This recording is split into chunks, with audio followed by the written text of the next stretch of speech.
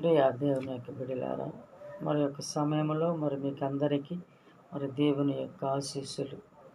మంచివాని గృహానికి మరి చెడ్డవాని గృహానికి మరి తేడా ఏమిటి?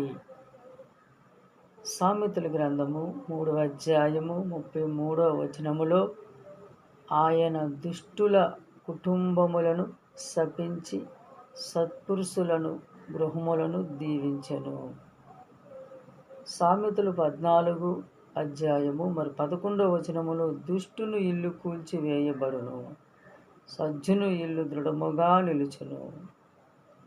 ప్రియ దేవుని యొక్క బిడ్డలారా, మత్తయి సువార్త 7వ అధ్యాయము మరి పవిత్ర వచనములు 26 నుండి 27 వరకు చూసుకున్నట్లయితే, నా బోధనలను ఆలకించి పాటింపని ప్రతివాడు ఇసుకపై తన ఇల్లు కట్టుకొనిన బుద్ధిహీనుని వలె పోలి ఉన్నాడు.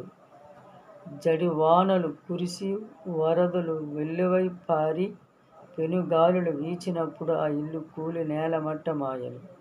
దాని పతనము చాలా ఘోరమైనది.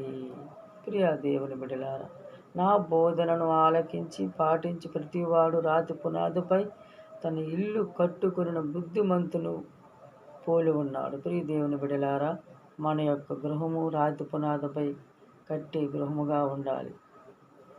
దేవుని వాక్యము జపమాలు మన కుటుంబాల్లో ప్రతి నిత్యము ధ్యానించే బిడ్డగా ఉన్నట్లయితే మనకెన్ని అవమానాలు, కష్టాలు, బాధలు, ఇబ్బందులు, సైతాను శక్తులు వచ్చినా మనకి ఏమీ కావు.